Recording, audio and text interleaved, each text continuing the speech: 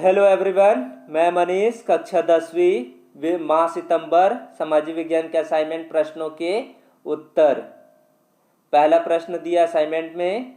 प्रश्न क्रमांक पहला है, प्रतिदिन के कचरे का दोबारा उपयोग किस प्रकार से कर सकते हैं, उदाहरण सहित समझाइए। इसका उत्तर क्या होगा? कागज के टुकड़े के रूप में कर सकते हैं। इनको भिगाकर अच्छी तरह से क्या करना है? कूट लेना है। जब कूटने के बाद इसे क्या करना है? लुगदी तैयार करना है। तो लुगदी का उपयोग हम लोग क्या कर सकते हैं? गत्ते या सजावट की चीजें बना सकते हैं। दूसरा होगा चाय पत्ती। चाय पत्ती का उपयोग हम क्या कर सकते हैं? चाय पत्ती को धोकर सुखा लेना है। इसका प्रयोग सुखाकर खाद के रूप में कर सकते हैं। तो कागज के टुकड़े और चाय पत्ती को के द्वारा हम क्या कर सकते हैं? इसको पुनः उपयोग कर सकते हैं। इसके अलावा वृक्ष की पत्तियां जमीन में गड्ढा खोदकर उसमें वृक्ष की सूखी पत्तियां डालते जाओ, धीरे धीरे ये सूखकर मिट्टी में बदल जाए तो उसे पेड़ों में खाद के रूप में उपयोग में लाया जा सकता है। चौथा है सब्जियों के छिलके। सब्जियों के डंठल व छिलकों को अच्छी तरह से सुखा लेना है। बारिश पीसकर खाद के रूप में उसको प्रयोग में लाया जा सकता है। प्रश्न क्रमांक 2 है, क्या विद्युत उत्पादन के लिए हमें कोयले पर निर्भर रहना चाहिए? इसके और क्या क्या विकल्प हो सकते हैं? तो कोयले के अलावा क्या क्या विकल्प हो सकते हैं उसके बारे में बताना है।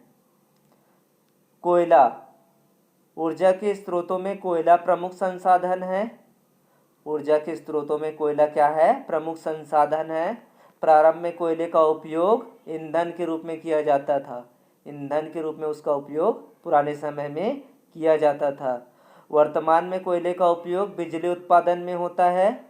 बिजली उत्पादन में वर्तमान समय में कोयले का उपयोग किया जाता है। भारतीय भूगर्भिक सर्वेक्षण विभाग ने 2006 में अनुमान लगाया था कि 12,000 मीटर की गहराई तक कोयले के तहों में लगभग 253 अरब टन कोयला क्या है? इकट्ठा है। आई होप उत्तर समझ में आया होगा। वर्तमान समय में हमें विद्युत उत्पादन के लिए केवल कोयले पर निर्भर नहीं रहना चाहिए, बल्कि कोयले के अन्य विकल्प पर भी जोर दिया जा सकता है। तो इसके विकल्प निम्नलिखित हो सकते हैं। पहला है, विद्युत प्राप्त करने के लिए हम अधिक से अधिक सौर ऊर्जा का प्रयोग कर सकते हैं। दूसरा है, विद्युत प्राप्त करने के लिए बायोगैस भी एक अच्छा विकल्प है जिससे हम विद्युत प्राप्त कर सकते हैं। तीसरा है पवन ऊर्जा। पवन ऊर्जा से कोयले की निर्भरता को कम किया जा सकता है। चौथा है परमाणु ईंधन। परमाणु ईंधन का उपयोग करने से भी कोयले की निर्भरता को कम किया जा सकता है। अगला प्रश्न देखते हैं। अगला प्रश्न क्या है? नवीकरणीय संसाधन और अनवीकरणीय संसाधन में क्या अंतर है? नवीकरणीय संसाधन और अनवीकरणीय संसाधन में क्या अंतर है? तो क्या अंतर हो सकता है? जो संसाधन प्राकृतिक तौर पर बनते रहते हैं उन्हें क्या कहते हैं? नवीकरणीय संसाधन कहते हैं।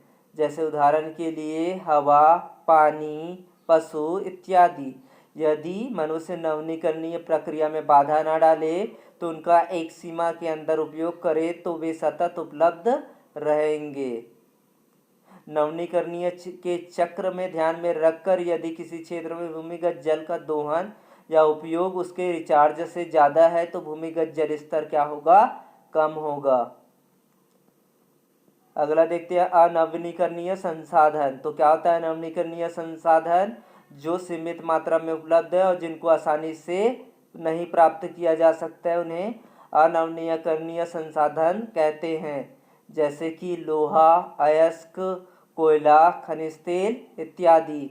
अनवीकरणीय संसाधन पृथ्वी पर सीमित मात्रा में ही उपलब्ध है। उनका उपयोग करने पर उनका भंडारण कम हो जाता है। वे अपने आप नवीनीकृत नहीं होते हैं। अनवीकरणीय संसाधन के लिए उनका पुनः चक्रण किया जा सकता है। जैसे बॉक्साइट, एल्यूमिनियम से बर्तन तैयार किए जा सकते हैं। अगला प्रश्न है, उद्योग स्थापना के लिए कौन कौन से सार्वजनिक हित को ध्यान में रखा जाना बेहद जरूरी है। उद्योग स्थापना के लिए कौन कौन से सार्वजनिक हित को ध्यान में रखना जरूरी है। उद्योगों की स्थापना सरकार की नीति पर निर्भर करता है। यदि सरकार औद्योगिक नीति में उद्योगों की स्थापना के लिए उदारता नहीं होगी तो उद्योगपति उद्योग लगाने के लिए नहीं आएंगे। उद्योगपति ऐसे देशों में अपना पूंजी निवेश करते हैं जहां पर शासकीय नीतियां लचीली होता है, जहां शासन अर्थव्यवस्था में हस्तक्षेप कम से कम करे या कम से कम हो, जहाँ बुनियादी सुविधा जैसे कि शिक्षा, स्वास्थ्य, सड़क, बिजली, यातायात, बाजार क्या हो, व्यवस्थित हो। इसके आगे का लाइन देखते हैं, उदारीकरण। तो उदारीकरण का अर्थ होता है नियमों व प्रक्रियाओं को आसान बनाकर लाइसेंस परमिट राज को कम करने, जरूरी विदेशी कंपनियां अपनी प्रौद्योगिकी व तकनीकी के साथ भारत में कारखाने लगा सके। यह औद्योगिक विकास के लिए किया गया उपाय है जो 7वीं पंचवर्षीय योजना काल में अपनाया गया। 8वीं पंचवर्षीय योजना में इसे अधिक प्रोत्साहन मिला। इसके आगे का लाइन है निजीकरण। निजीकरण क्या होता है? सरकार द्वारा सार्वजनिक उपकरणों को निजी हाथों में बेचे जाना उन उपक्रमों का निजीकरण करना कहलाता है। विगत सालों में सार्वजनिक क्षेत्रों के उपक्रमों में घटते लाभ को देखते हुए इनके प्रबंधन में निजी क्षेत्र की भागीदारी बढ़ाने, घाटे में चल रहे बीमार उपक्रमों को बंद करने की मांग तेजी से बढ़ने लगी। अब देखते हैं कि वैश्वीकरण या भूमंडलीकरण होता क्या है। 1980 वैश्वीकरण यानी कि भूमंडलीकरण 1980-1990 के दशकों में शुरू हुई। वैश्वीकरण की प्रक्रिया के तहत पूंजी के साथ साथ वस्तुएं और सेवाएं, श्रमिक और संसाधन एक देश से दूसरे देश में स्वतंत्रता पूर्वक आ जा सकते हैं। प्रश्न क्रमांक 5 है, यदि आपको अपने स्कूल के विकास के संकेतक बनाने हो तो उसमें क्या क्या रखना चाहेंगे? अपने विचार लिखना है, तो इसमें अपना विचार लिखना है। स्कूल के संकेतक बनाने हो तो उसमें क्या क्या रखना चाहेंगे?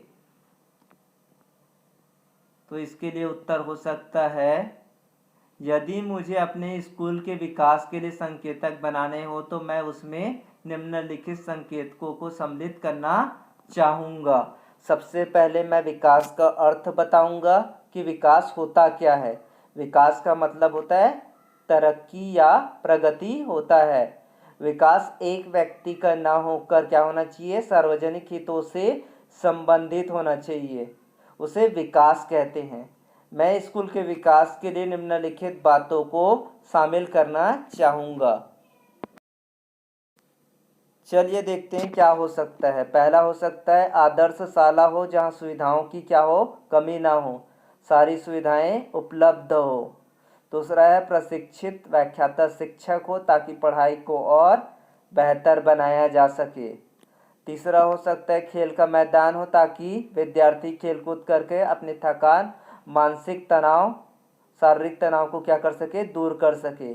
प्रयोगशाला का समुचित व्यवस्था हो ताकि विद्यार्थी तकनीकी ज्ञान के साथ साथ प्रायोगिक ज्ञान भी ले सके। पांचवा हो सकता है वातानुकूलित कमरे, साफ सफाई, पीने के लिए स्वच्छ जल की उपलब्ध हो इत्यादि। Thanks for watching my video. Please subscribe here.